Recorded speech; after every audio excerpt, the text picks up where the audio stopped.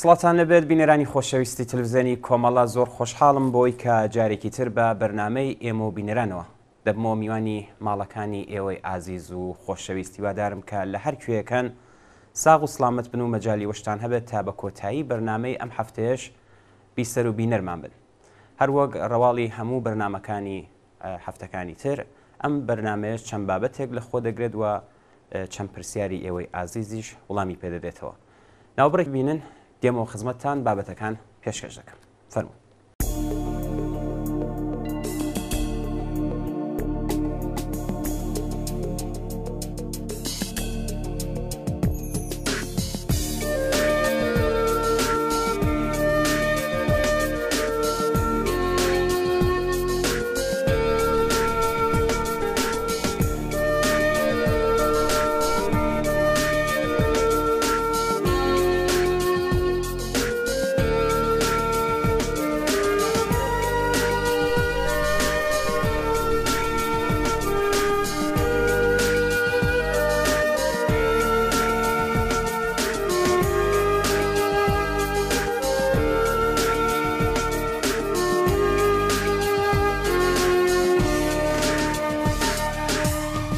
بۆچی بەم دەردەم دەبەیگەر خۆ دەزانی حاڵەکەم بۆ قژی ژاکەولولت دایما هەر شینما بۆچی بەم دەردەم مەبەیگەر خۆ دەزانی حاڵەکەم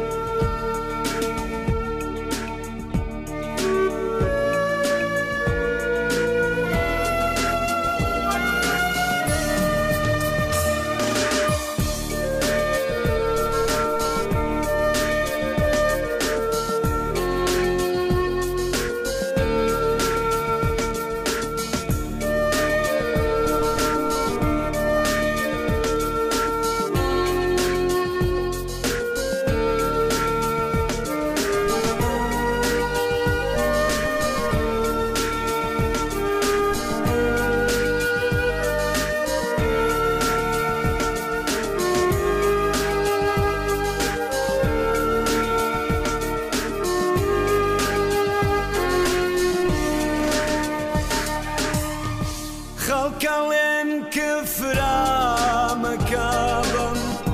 چەشنەمەدحی یاری خۆت گوێگرانی خۆشەویست من یارەکەم ئاینما خەڵکەڵێن کفرامەکابم چەشنەمەدحی یاری خۆت گرانی خۆشەویست من یارەکەم ئاینما کەی خەیاڵم دێتە دیاران بڵێم بۆ خەی منم واکە قۆڵی یاری خۆڵم شەو لە ژێر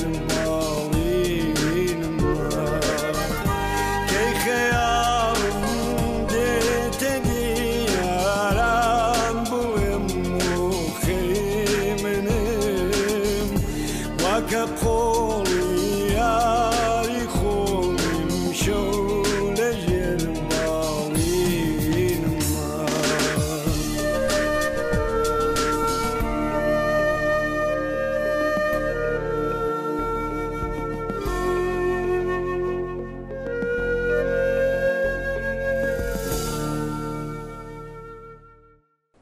بینەرانی ئازیز هەروەک خۆتان ئاگادارن لە ماوەی ڕۆژانی ڕابردوودا ئاگرگرتنی دارستانەکانی ناوچەی مەریوان بابەتێکی سەرنجڕاکێش بوو بە تایبەت کە جارێکی تر لە کوردستانی شۆڕشکێر هەڵمەتی جەماوەری بۆ ڕوبەڕووبوونەوە لەگەڵ ئەو گیر و گرفتانە کە دێنە سەر ڕێگا هاتە سەرشان جارێکی تر خەڵکی شۆڕشکێڕی کوردستان نیشانیاندا کە پێشەنگن و دەستا وەستان نین و خۆیان بۆ چارەسەرکردنی کێشەکانیان دەست بەکار دەبن.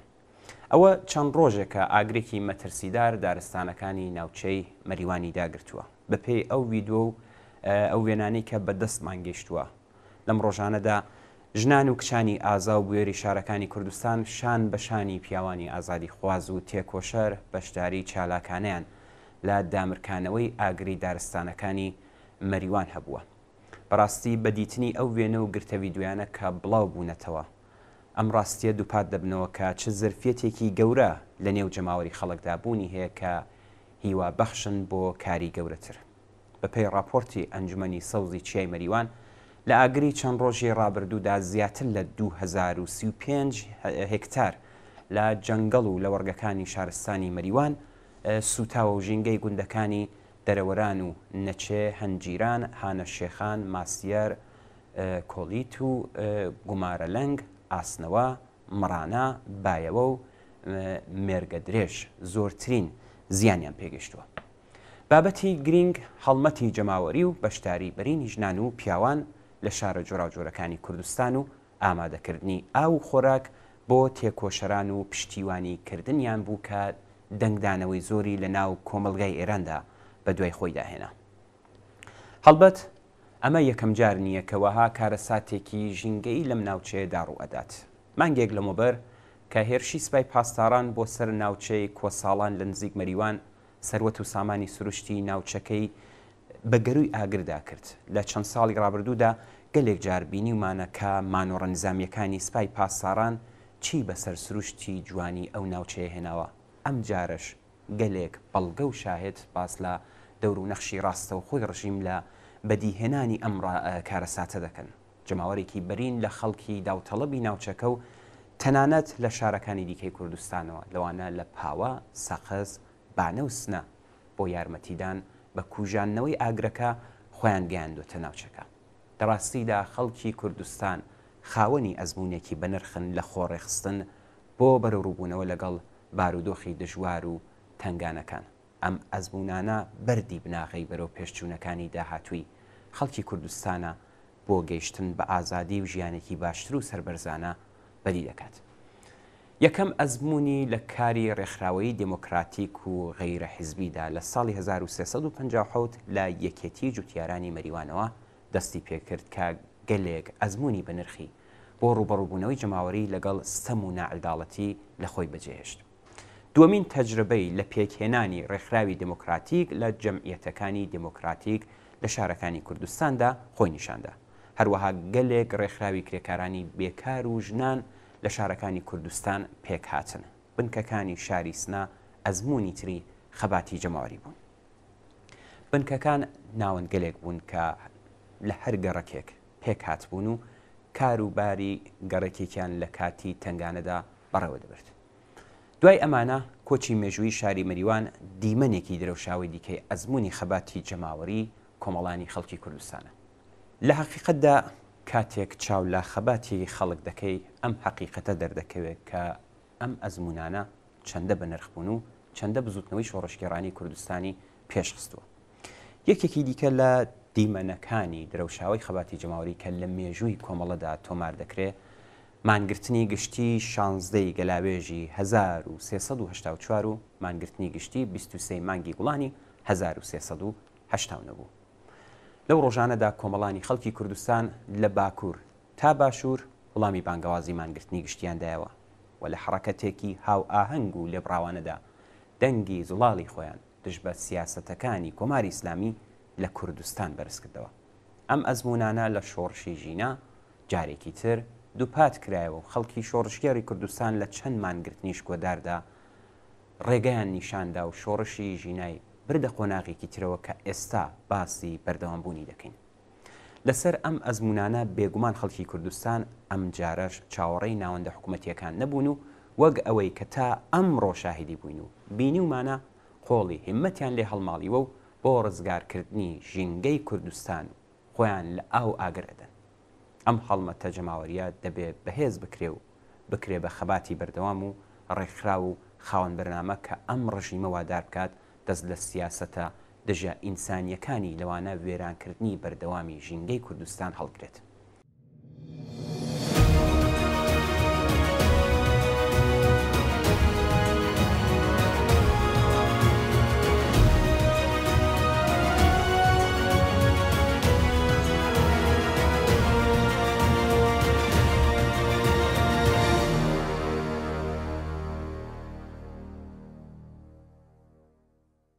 لە نێو باسەکانی پێشووماندا باسی مانگرتنی شانزەی گەلاوێژی ساڵی 1384 هەتایمان کرد. دووشەممەی ڕابردوو شانزەی مانگی گەلاوێژ ساڵهاتی ڕۆژێکی مێژووی لە بزوتنەوەی شۆڕشگێڕانەی خەڵکی کوردستان بوو. ڕۆژێک کە خەڵکی کوردستان لە ناڕزایەتی بە جنایەتەکانی کۆماری ئیسلامی یەک پارچە و یەکگرتوانە لەسەر بانگەوازی کۆمەڵا دەستیاندایە مانگرتنێکی گشتی هێز نواندنێکی شکۆدار کە بە هەمووانی نیشاندا سەرەڕای دامرکانی خەباتی چەکداری بزوتنەوەی شۆڕشگێڕانەی لە سەنگەرەکانی تری خەبات زیندووە و لە پێناو مافەڕەوەکانی خۆیدا لە خۆڕاگری و خەبات بەردەوامە. بەڵام ئەم ڕۆژە مێژوویە لەسەر چ بەستێنێک شکلی گرت و چۆن ئامادەکاری بۆ بکرا. ئەم مانگرتنە شکۆدار و سەرکەوتوانەیە وەک ڕۆژێکی مێژووی لە ژیانی سیاسی خەڵکی خەباتکاری کوردستاندا تۆمار کرا. ئەم مانگرتنە جارێکی دیکە نیشانیدا کە سەرەڕای گشت جنایەتەکان و پیلانەکانی کۆماری ئیسلامی لە کوردستان ئیرادەی خەڵک دژ بە ڕژیم قایمتر و ڕیزەکانیان یەکگرتووتر و پتەوتر بووە.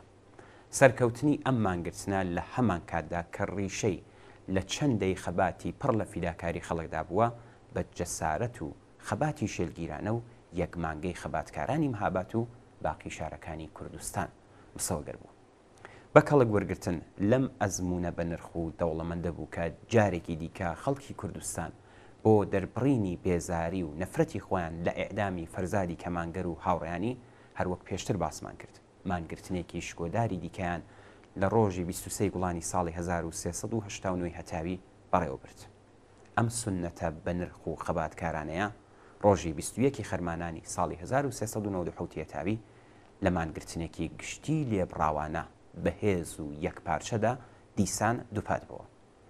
لەم ڕۆژەدا خەڵکی سەرتاسەری ناوچە کوردنشینەکانی ڕۆژاوای ئێران لە ناڕەزایەتی بە ئێعدامی جنایەتکارانەی ڕامین حوسێن پەناهی، زانیار و لوقمان مورادی و موشەکبارانی مەقەڕی ناوەندی حیزبی دموکراتی کوردستان کە تێیدا ژمارەیەک لە کادری ڕێبەری و ئەندام و پێشمەرگەکانی ئەم حیزبە جانیان بەخت کرد لەسەر بانگەوازی کۆمەڵە و حیزبە سیاسیە چالاکەکان لە کوردستان مانگرتنێکی گشتیش گۆداری دیکەیان بەڕێوە برد. ئەزمموی مانگرتنی سیاسی گشتی لە جریانی شۆڕشی ژینە لە یەک ساڵی ڕابردوودا چەندین جار دووپاتەوە. ئەو شێوەی لە ناڕەزایەتی دەربڕین و خەباتی جەماوەری بوو بە نەریتێکی جێکەوتوو لەو شۆڕشەدا.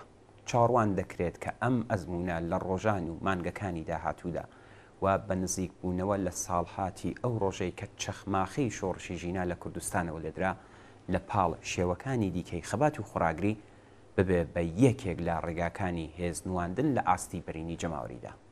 لە ڕاستیدا ترس و نیگەرانی لە پەرەسەندنی ئەم ئەزمونەیە کە کۆماری ئیسلامی لەم چەند مانگەی دواییدا کەوتۆتە هەوڵ و تەقەڵا تا بە پەرەپێدان بە نائومێدی و دڵساردی لەلایەک و ترساندن و تۆخاندن لەلایەکی ترەوە مەجای پەرەسەندنی خەباتی جەماوەری بەرتەسکاتەوە.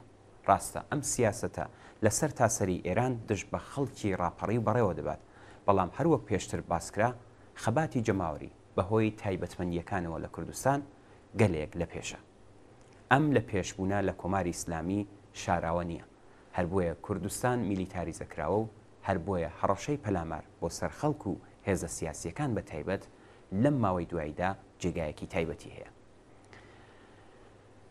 با ئەوش زیاد بکەم بە بینەرانی ئازیز، ڕاستە کە ئەم کە هێزە سیاسیەکان هەر کامە و جێگا و پێگەی خۆیان هەیە لە کوردستان و جێگەی متمانی خەڵکن، بەڵام نابێ ئەوە لەبیر بکەین کە ئەمانە هەڵقوڵاوی بزوتنەوەی شۆڕشگێڕانەی خەڵکی کوردستانن. ئەم بزوتنەوەیە بۆ مافی دیاریکردنی چارە نووسی خۆ و هەروەها بۆ دابینکردنی ژیانێکی ئینسانی بەردەوامە و گەلێک قۆناغی دژواری تێپەڕاندووە. ئێستا بە تایبەت ئەم بزوتنەوەی تێکەڵ بە بزوتنەوەیەکی سەراسەری لە ئێران بووە و بەهێزتر لە جاران خۆی هەنگاو دەبڕێت کەوابوو هەڕەشەکانی کۆماری ئیسلامی و تەنانەت هێرش و پەلاماری بۆ سەر هێزە سیاسیەکان ناتوانێت ئەم بزوتنەوەیە دابمرکێنێ ئەگەر گرفتێک لە شوێنێکی کوردستان ڕوەدات بە خێرایی دەنگ ئەداتەوە و ژن و پیا و ئازایانە و بوێرانە لە حڕەکەتێکی جەماوەریدا دەچن بەدەم ئەم گیر و گرفتە خوشکان و برایانی خۆیان بە تەنیا جێنایەڵن شان بەشانی یەک هێز دەگرن و بە هێزی یەکگرتوانەی خۆیان بەرهەستی ئەمیان ئەو گرفتی ژیان دەبنەوە ئەم بەیەکەوە بوونەوە لە یەک بوونە لە کوردستان بە ئەزمونە دەبێ پەرەی پێ بدرێ و بەردەوام بێت و ڕێکخراو بکرێ تەبیعەتی ئەم ئەزمونە هەروایە هەر بووە تا ئێستا دەوامی هێناوە کوردستان چیتر بە چەک و شەڕی چەکدارانە ناناسرێتەوە ڕاستە لە خەباتی چەکداریدا گەلێک شانازی لە بزوتنەوەکەی خۆی تۆمار کرد بەڵام ئەمڕۆ کوردستان لەگەڵ خەباتی جەماوەری دەناسرێتەوە بە ڕێکخراو بوون دەناسرێتەوە هەر بۆیە کۆماری ئیسلامی لی دەترسێ و بە هەموو شێوەیەک هەوڵی ئەوە ئەدات ئەم تایبەتمەندیە لە کوردستان کز و لاواز بکات لێرەدا سرودێک و کلیپێکی شۆڕشگێڕانە ببینن دەینەوە خزمەتان بابەتی دووەمتان پێشکەش دەکەین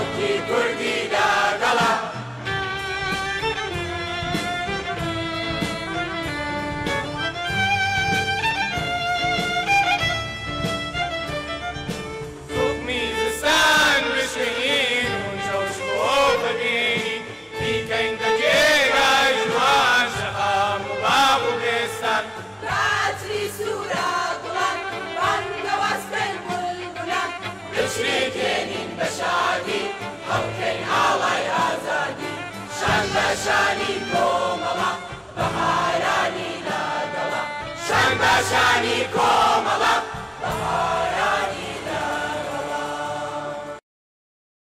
ئازیزان زیاتر لە 11 مانگ بەسەر ناڕزایەتیەکانی دوای مەرگی ژینا تێدەپەڕێت و تا ئێستاش مەرگی بریندارەکانی خۆپیشاندانەکان و کەسوکاری کوژراوان و خۆکوشتنی دەستگیرکراوان چیرۆکی پرژانی ئەو سەرهەڵدانن و لە نوێترین حاڵەتیشدا گەنجێکی ئەشکەنجەدرا و دوای ئازادکردنی خۆی کوشتووە.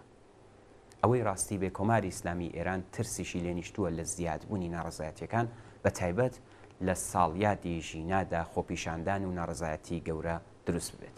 کردەوەکانی بە تایبەت ئەم مانگانی دوایی هەر ئەو ترسە نیشانەدات. بۆیە لە ئێستاوە شارەکانی بە تایبەت لە شارەکانی کوردستان تونتر کردوێتەوە لە ڕێگەی دەستگیرکردن و ئەشکەنجە دانیانەوە و ترساندنی کەسوکارەکانیان. لەم نێوەدا چیرۆکی مەلیحە ئەو دایکەی دوای کوژرانی ڕۆڵەکەی لە شاری سەقز جەڵتەی لێیدا و باری قورسی خەمی مەرگی کوڕەکەی وای کرد دوای 7 مانگ بێهۆش بوون لە نەخۆشخانە گیانی لەدەست بدات و ئەوەش بەشێکن لە چیرۆکە ئازاربەخشەکانی ئازادی لە کوردستان و ئێران.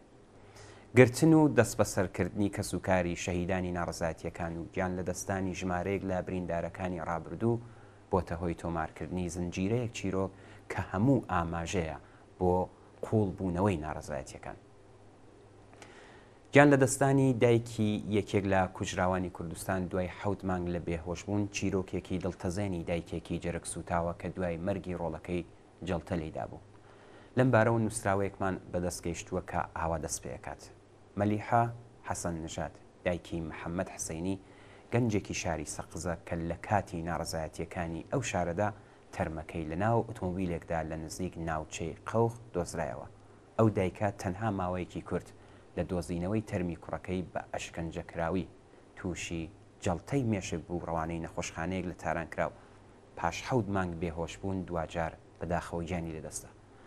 تەرمی مەلیحە بە ڕێوڕسمێکی جەماوەری ڕەوانەی شاری سەقز کرایەوە و لە تەنیشت گۆڕی کوڕەکەی بە خاکسپێردرا و چیرۆکی مەرگی ئەو دایکە و کوژرانی ڕۆڵەکەی بە ئەشکەنجە ئازارێکە لە هەوڵدان بۆ ئازادی و بەختەوەری ئینسان کە هەر ڕۆژە لەلایەن کۆماری ئیسلامیەوە پێشێل دەکرێت. محەممەد حسەینی ساڵی ڕابردوو دوای 24 کاتژمێر لە بێسەرە و شۆنبوونی تەرمەکەی لە دەرەوەی شاری سەقز دۆزرایەوە و پزیشکی دادی سەر بەدام و دەستگای فەرمی کۆماری ئیسلامی ئێران ڕایگەیان بوو کە ئەو گەنجە بەهۆی ژەهراوی بوونەوە گیانی لەدەستاوە. بەڵام دواتر ڕێکخراوەکانی مافی مرۆڤ ئاشکرایان کرد کە ئەو گەنجە ئەشکەنجە دراوە و چەند جارێکیش بە ئۆتۆمبیل بەسەریدا ڕۆیشتون و ئەوەش هۆکاری مەرگی محەممەد بووە کە لە ناڕزایەتیەکانی دوای مەرگی ژینا لە شاری سەقز دەستگیر کرابوو. بیرم کەوتەوە لە بەرنمەکانی پێشووماندا کە باسمان لەوە کردبوو کە مستەفا ڕۆستەمی سەرۆکی ناوەندی نێونەرایەتی عەلی خامنەئی ڕێبەری کۆماری ئیسلامی ئێران ڕایگەاندووە بە پێی پێشبینیەکانی ئەو ناوەندە ئەمنی و هەواڵگریە ئەگەر لە یەکەم ساڵی مەرگی ژینادا خۆپیشاندانەکان دووبارە نەبنەوە لایەنگرانی دروشمی ژنجیان ئازادی بە تەواوەتی شکەست دێنن. بەوتەی ئەو دوژمنانی کۆماری ئیسلامی هەوڵ دەدەن لە یادی مەرگی ژینادا خۆپیشاندان و ناڕزایەتیەکان لە زانکۆکانەوە دەست پێ بکەنەوە. ڕۆستەمی خۆپیشاندان و ناڕزایەتیەکانی بەکاری ئاژاوە گێڕانە و تێکدەرانە دژی کۆماری ئیسلامی ناوهێناوە و جەختی کردوتەوە کە ئەگەر ناڕزایەتیەکان لە یەکەم ساڵیادی مەرگی ژیناوە سەرهەڵدانەکانی دوای مەرگی ئەو کچە دەست پێ نەکەنەوە چیتر ناتوانن ناڕزایەتی دەربڕن چونکە لایەنگرانی ئەو خۆپیشاندانانە بە تەواوەتی شکەست دێنن. لێدوانی ئەو بەرپرسەی کۆماری ئیسلامی دەرخەری ئەو ڕاستیانن کە ئێمە زۆر جار باسمان کردووە. ئەویش ترس لە سەرهەڵدانەوەی ناڕزایەتیەکانە کە کۆماری ئیسلامی لە ماوەیەدا دەیان گەنج و لاوی شارەکانی ڕۆژهەڵاتی کوردستانی دەستگیر کردوون، ئازاری داون و ژمارەیەکشی یان لە سێدارەداوە. هەر لەو ماوەیەدا هێزی لەسەر سنوور کۆکردوێتەوە و پەیتا هەڕەشەی پەلامار بۆ سەر هێزە سیاسیەکان دەکات. هەمووی ئەمانە ئاماژەی ترس لە برسکەی دەستپێکردنەوەی خۆپیشاندانە لە کوردستان و باقی شارەکانی ئێران. ناوبڕێکی کورد بینن دێنەوە خزمەتان بابەتێکی تر پێشکەشتان دەکرێت.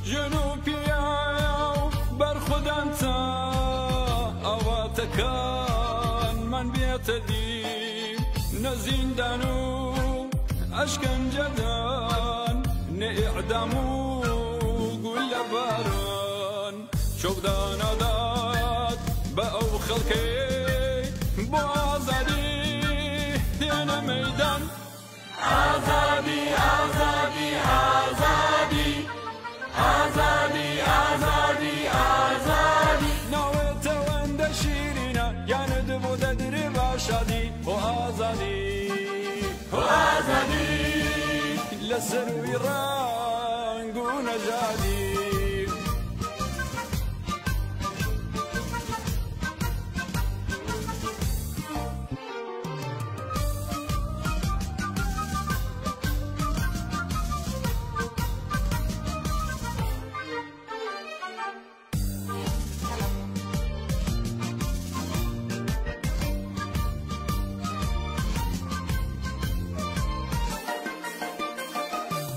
لفاوی سوری بهارا سرالدانی کرکران وقت شوای بقرارا خروشی چینی چو سوان نظامی سر مایداری لبنیادا و تبددن اواهدی پرولترا مارشی آزادی دادن آزادی آزادی آزادی آزادی آزادی آزادی نوی توند شیرینا یعنی دو ددری باشدی و آزادی و آزادی لسروی رنگ و نجادی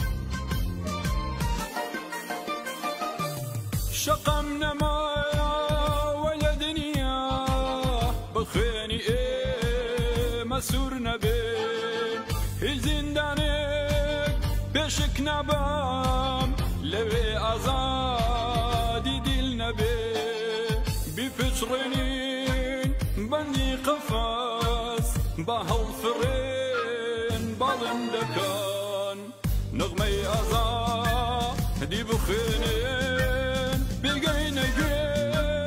هموی جهان آزادی آزادی آزادی آزادی آزادی آزادی نوی توند شیرینا یعنی دو ددری باشدی و آزادی و آزادی لسروی رنگ و نجادی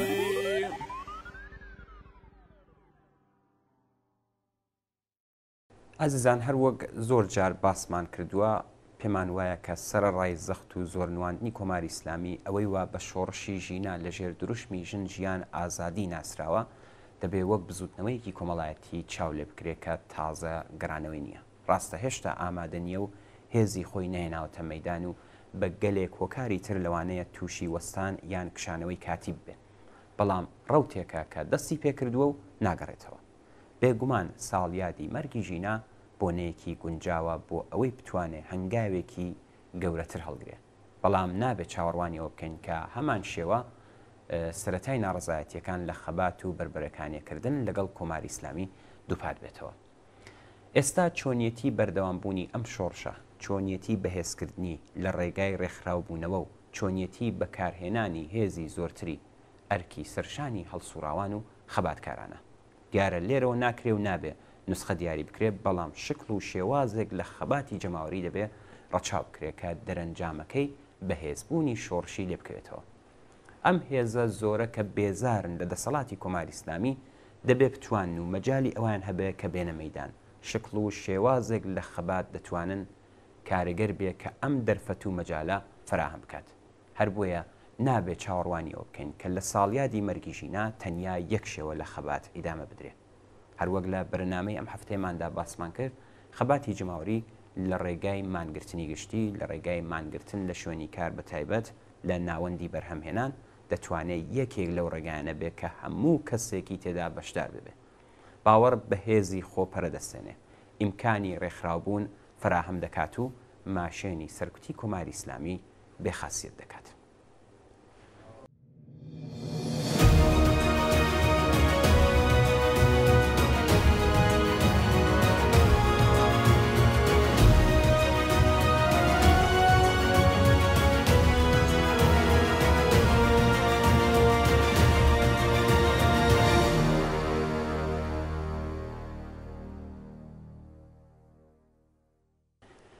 ئازیزان بینەرێکی خۆشەویستمان بە نازناوی پویا لە نامەیەکدا باسلەوە دەکات کە ئەم ڕۆژانە ڕێبەرانی کۆماری ئیسلامی بەردەوام باس لە گەندەڵی ئابووری دەکەن و شیر و تیر لە گەندەڵکاران دەکێشن و هەڕەشان لێ دەکەن وەک شتێک کە خەڵک نەزانن کە گەندەڵکار و سەرچاوی گەندەڵکاری هەرخۆیان و بە ئیسلا ئاغازادەکانیان نی. کۆمەڵانی خەڵکی ئێران گەلێک بەر لەوەی کە کاربەدەستانی حکوومەتی دۆسیەی دزی و گەندەڵی دارایی یەکتر ئاشکرا بکەن ئەوانیان شناسایی کردووە و لە بازنەی بە دوواداچوونیان دەرناهەوێت. سەرنجام ئەو ڕۆژە دێت کە یەک بە یەکی ڕێبەرانی ئەم ڕژیمە سەبارەت بە جنایاتی پێشێلکردنی مافە سەرەتایەکانی خەڵک و دزی و تاڵان و بڕۆ ببرێنە بەردەم میزی محاکەمە و سزای شیاوی خۆیان وەربگرن.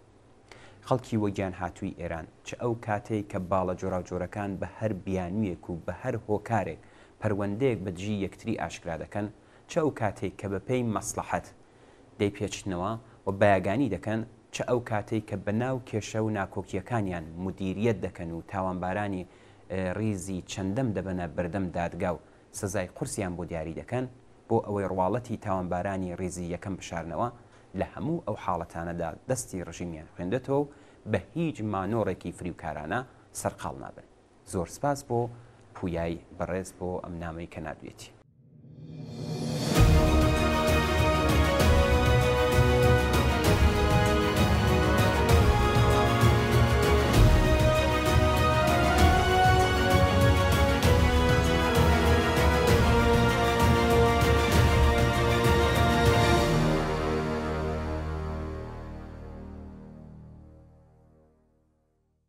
ئازیزان با لێرەدا پرسیارێک بکرێت بە کام ئاڵوگۆڕ دەڵێن شۆڕش. کاک پەیمان لە نووسراوەیەکدا وەڵامێکی کورت بەم پرسیارە ئەداتەوە و نووسیوێتی شۆڕش گۆڕانێکی کەیفی و بنەڕەتیە، ئاڵوگۆڕێکی بەرین و بنەڕەتیە لە ژیانی کۆمەلگادا.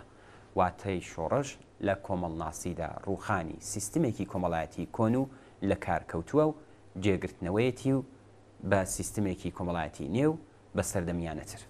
بۆ نمونە شۆڕشی مەزنی فەڕەنسا کە نزیکەی 200 ساڵ لەمە بەرڕوویدا شۆڕشێکی بورژوایی بوو بۆ ئەوەی سیستمی دەرەبەگایەتی کۆن کە ڕژیمی پاشایەتی بۆرپۆنی هێماکەی بوو لە ناو بردوو لە جێی ئەودا سیستمی سەرمایهداری نوێ و پێشکەوتوتریدانا.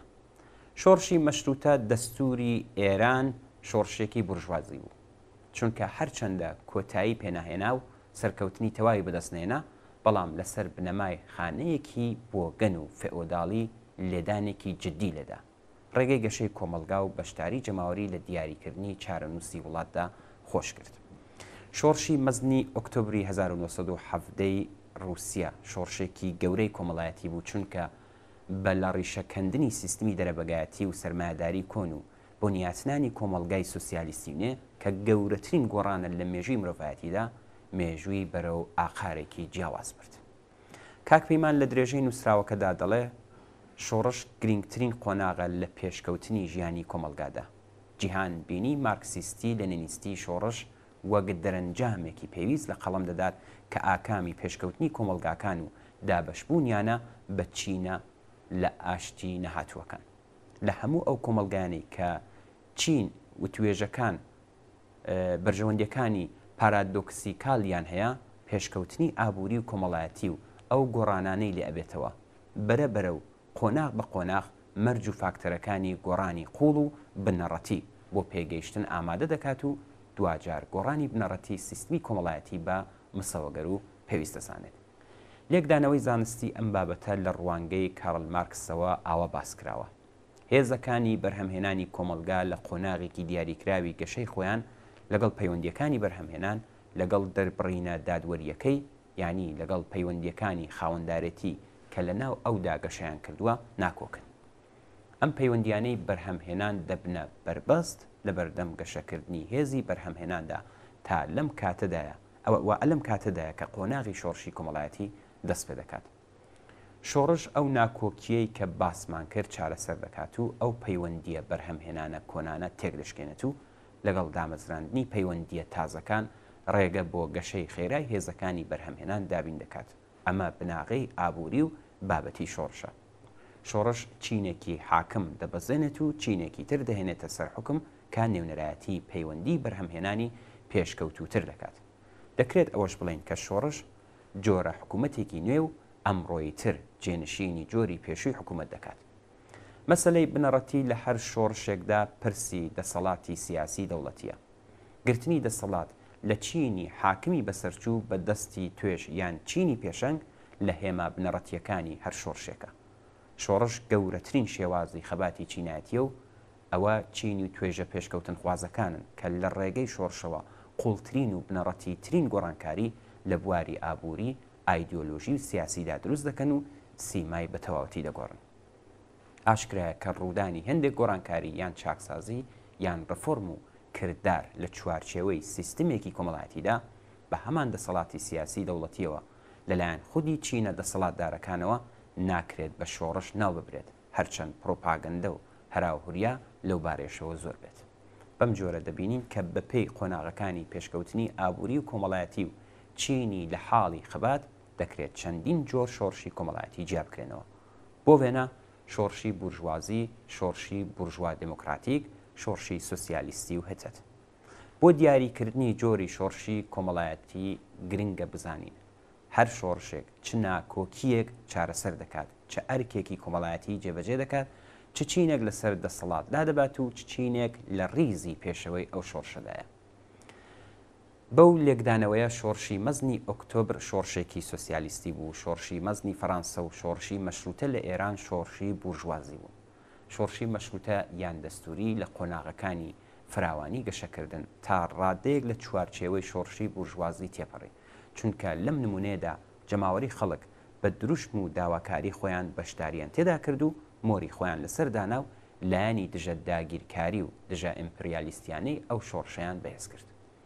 شۆڕش بەهێز و بە بەشداری جەماوەری گەل ئەنجام دەدرێت، هیچ شتێکی هاوبەشی لەگەڵ کودتا و شۆڕشی دەرباردانیە و ئەم جۆرە کارانە کە لە مێژوودا نمونیان زۆرە لەگەڵ شۆڕشدا نایەنەوە. بۆ ئەوەی شۆڕشێک ڕوو بدات مەرجی بابەتی واتە مەرجی شۆڕشگێڕانە و مەرجی فکری واتە بوونی ڕێکخراوێکی شۆڕشگێڕ پێویستە. شۆڕش ڕاپەڕینێکی جەماوریە بۆ ئەوەی لە بنەڕەتەوە سیستمی کۆمەڵایەتی مەوجود بگۆڕدرێت، وەک ئەوەی ئێستاش ئاخێزێکی جەماوەری گەورە و بەرین لە ئاستی کوردستان و ئێران بە تایبەتمەندی خۆیەوە لە ئارادایە. ئەم ئاخێزە جەماوەریە دوای قەتڵی حکوومەتی ژینا ئەمینی و لە کوردستانەوە چەخماخەکەی لێدرا و بە پێشەنگایەتی ژنان و لاوان و هاوڕێتی باقی چین و توێژەکانی دیکەی کۆمەڵ بەرەو ئەوە دەچێت ببێتە شۆڕشێکی بناغا هەڵتەکێن و ئاڵوگۆڕی سیستم و دەسەڵات بە قازانجی کرێکاران و زەحمەتکێشان و توێژی زۆر لێکراو بکاتە بابەتێکی حتمی و ڕژیمی کۆنەپەرستی ئیسلامی سەرمایە بەرەو زبڵدانی مێژوو بەرێت. زۆر سپاس بۆ کاک پەیمان بۆ ئەوەی کە ئەم لێکدانەوەی بوو. ناوبڕێک ببینن دێنەوە خزمەتە.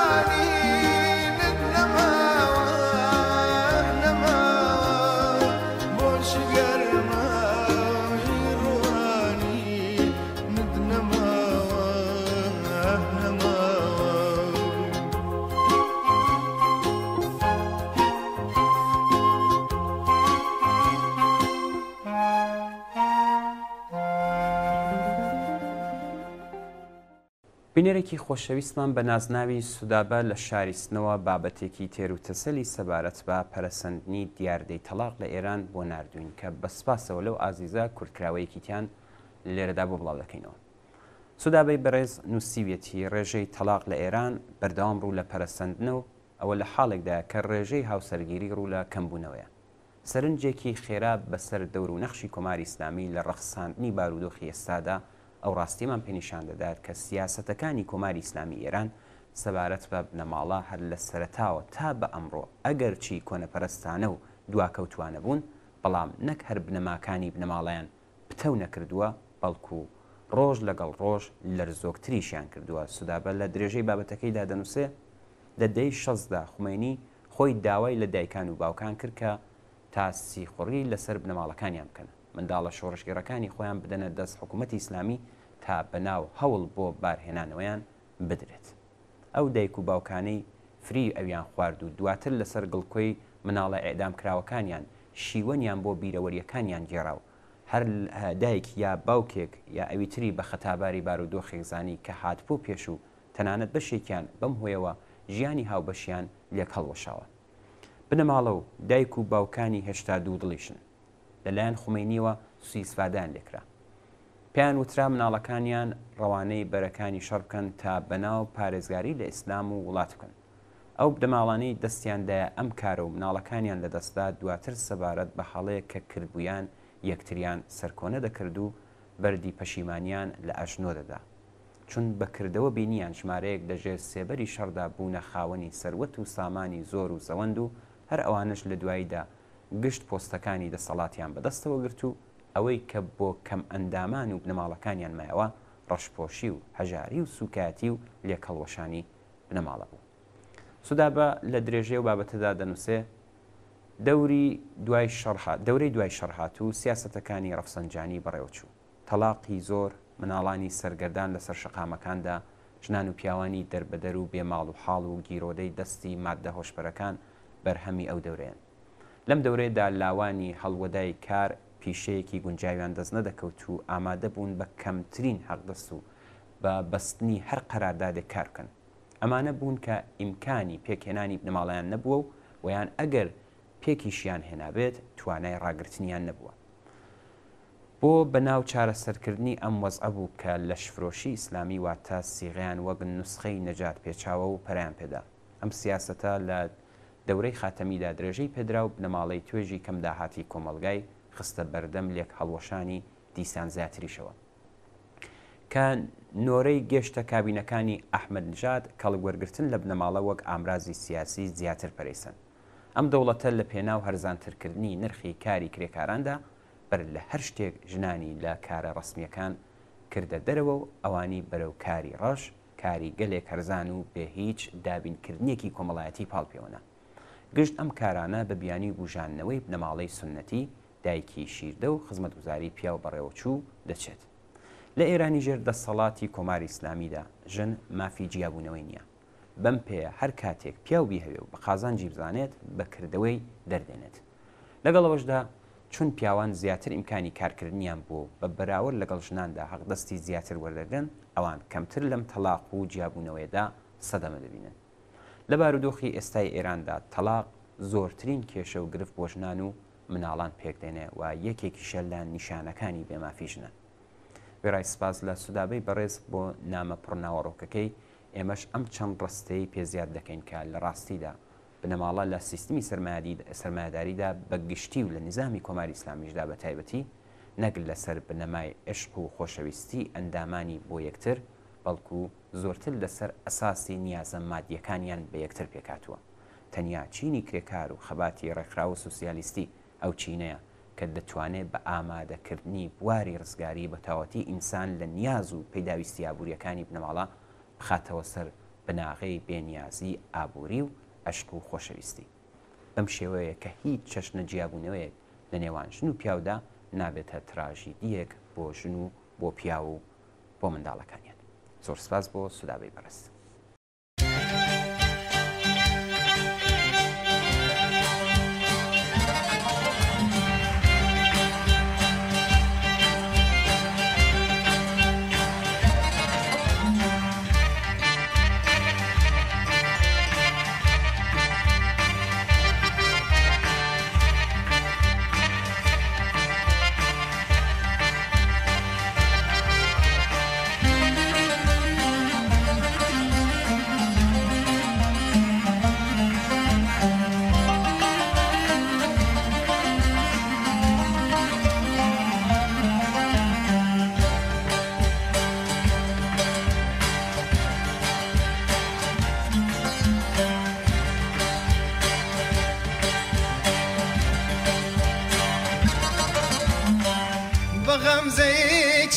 مەخموری سیاهی مەستی مەی کردی ئای سیاهی مەستی مەی کردی بە ماچی لێ مستەغنی لە ئەنواعی مەزەی کردی ئەی لە ئەنواعی مەزەی کردی بە غەمزەی چاوی مەخموری سیاهی مەستی مەی کردی ئای سیاهی مەستی مەی کردی بە ماچی لێوی مستەغنی لە ئەنواعی مەزەی کردی ئەی لە ئەنواعی مەزەی کردی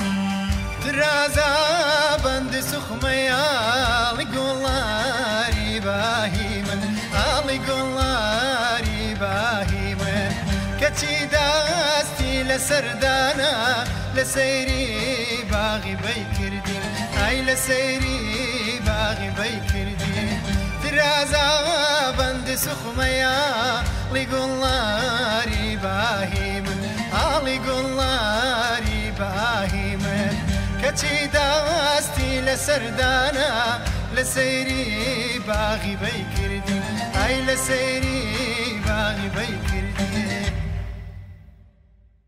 لە بۆ یەک مەرحەبایە چوومە لای یارم بەسەر خۆشی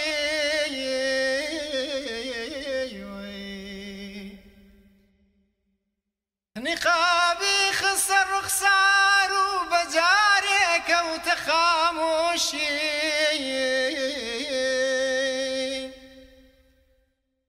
کەوام دیڕۆ یارامی دڵ و سەبر و فەرامۆشی بە هەوری پەرچەم و زوڵفی ڕخوا بڕۆی کە داپۆشی ئای ڕخوا بڕۆی کە داپۆشی لە شەوقی ڕۆیەتی بەدری هیلالی یەک شەوەی کردی ئای هیلالی یەک شەوەی کردی بە هەوری پەرچەم و زوڵفی ڕخوا بڕۆی کە داپۆشی ئای ڕخوا بڕۆی کە داپۆشی لە شەوقی ڕۆیەتی بەدری هیلالی یەک شەوەی کردی ئای هیلالی یەک شەوەی کردی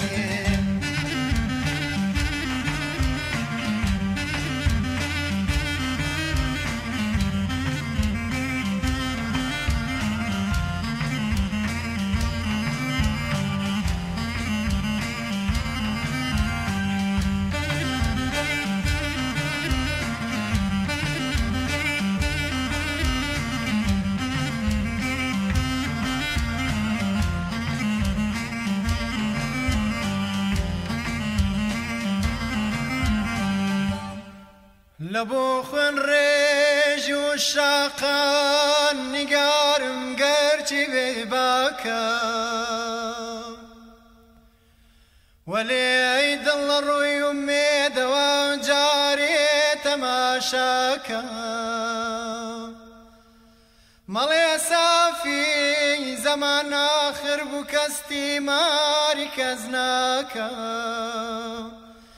دەوای داردی دڵی ناری لە تایر وەک تەمەناکە ئەی لە تایر وەک تەمەناکە بڵێ ئەمڕۆ گوڵەندامێ بە تیرێ جەرژی پەی کردی ئای بە تیرێ جەرژی پەی کردی دەوای داردی دڵی ناری لە تایر وەک تەمەناکە ئای لە تایر وەک تەمەناکە بڵێ ئەمڕۆ گوڵەندامێ بە تیرێ جەرژی پەی کردی ئای بە تیرێ جەرژی پەی کردی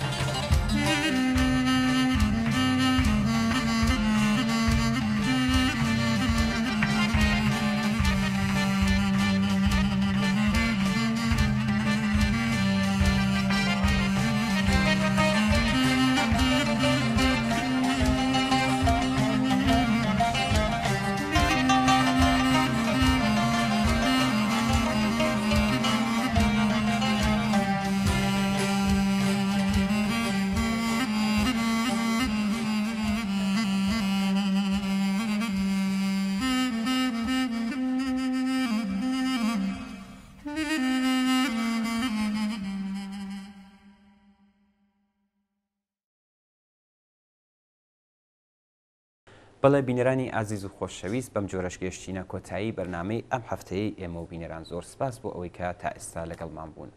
چاوەڕێی نامە و ئیمەیل و پەیوەندیەکانی تەلەفۆنی ئێوەین بۆ هەرچی زۆرتر ڕازاندنەوەی بەرنمەکەی خۆتان حتمما پەیوەندیمان پێوە بکەن و ڕاوبۆچوونەکانتان باس بکەن. هیواداری کە بەرنامەی هەفتەیەشتان بەدڵ بێت و کەڵکی پێویستیشتان لێوەرگرت بێت.